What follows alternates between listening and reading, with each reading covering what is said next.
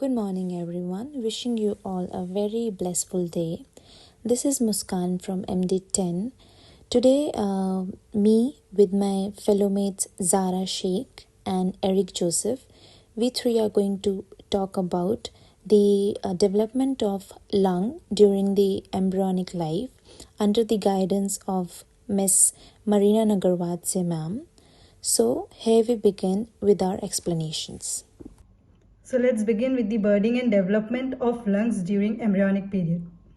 So before we should study about budding and development of lungs, we should know about gastrulation. So gastrulation is a critical phase in early embryonic development in which a single layered blastula is converted into 3 layers gastrula. So in these 3 layers, the formation of germ cells occurs. First is ectoderm, second is mesoderm, then third one is endoderm. Ectoderm is the outermost layer which will give rise to skin, nervous system and other structures. Mesoderm is the middle layer which will develop into muscles, bones and cardiovascular system and rest other organs.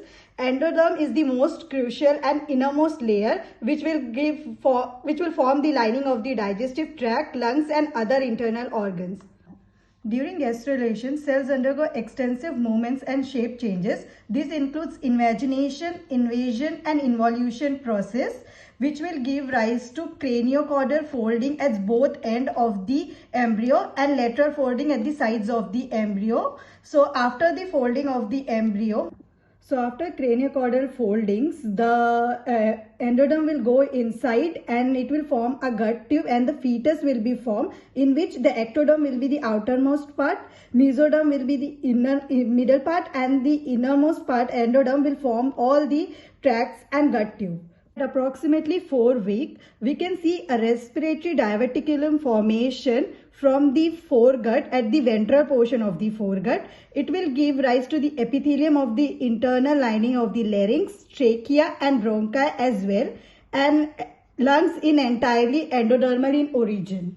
So now let's talk about the budding of lungs at the beginning of the 4th week. So here the respiratory diverticulum expands caudally into 2 longitudinal ridges called as the tracheoesophageal ridges, which separates it from the foregut, and eventually this tracheoesophageal ridges fuse together to form the tracheoesophageal septum, thus dividing the foregut into a dorsal part and a ventral part. The dorsal part will give rise to esophagus and the ventral part will give rise to trachea and the lung buds. So coming to the beginning of the 5th week, we can see the trachea is completely separated from the esophagus and we can see the bronchial buds start to develop. So in this image we can see that the trachea bifurcates into the right main bronchus and the left main bronchus. So further coming to this image, we can see the right main bronchus and the left main bronchus. So the right part have 3 lobes and the left part has 2 lobes. So here we can see the secondary bronchial buds and here we can see the splanchnic membrane. So this is the area where the trachea bifurcates into the right and left main bronchus. So after the budding of the lung, we can see that at the beginning of the 5th till 8th week, there is the maturation of the lung which begins. So before studying the maturation of the lung, we should focus on the structure. Here we can see that there is the superior lobe, middle lobe and the inferior lobe, and there is the development of the secondary bronchial buds also. Here we can clearly see that. In the pseudoglandular period, there will be the branching which is continuing to form the terminal bronchioles. But we should make sure that at this pseudoglandular period, there will be no respiration because there are no presence of the alveoli. And this occurs during 5th to 16th week of the embryonic life.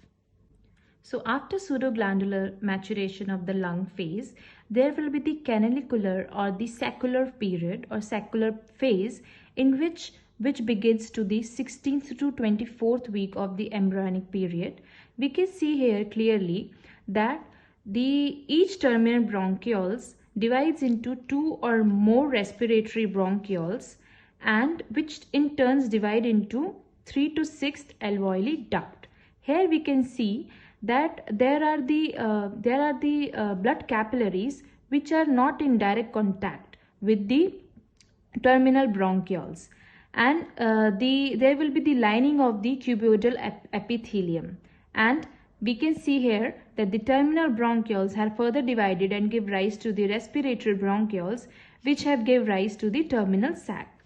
And during the secular period, or we can see that now the blood capillaries has directly attached to the alveolar sac, or we can say they are in direct contact. The blood supply is highly rich during this period, and we can see that there is the very rich, very good development of the alveolar type 1 cell, alveolar type 2 cell also. 5 stages of maturation of the lung, and we'll compare these stages by the time period of the fetal. First stage is embryonic stage, which is till 3rd to 7th week of the fetal time period. Then we already discussed about the pseudoglandular phase. In this phase, there will be no respiration occurs, as there is no alveoli present, and it begins till the 6th to 16th week. And we should make sure that at this phase, if there is any complications occurs to the fetal, there will be 0 survival chances. Then next stage is the canonicular stage, which occurs till the 16th to 28th week, and at this stage there will be the terminal bronchioles will be divided to the respiratory bronchioles, and there will be 3 to 6 alveolar duct. And at this stage also there will be no chance of survival of the fetal if any complication occurs. But during the saccular stage, or the terminal sac stage, as the name itself is mentioning, that this stage helps to formation of the terminal sac, and it also establish the capillaries close towards it, and the time period is till 24th to 38th week. And in this case, there is the chances of the survival of the fetal increases, but under the proper guidance and care. So the next stage, or the last stage, is the alveolar stage. The time period is 36 weeks to 3 years, or it can be 8 months to the childhood also.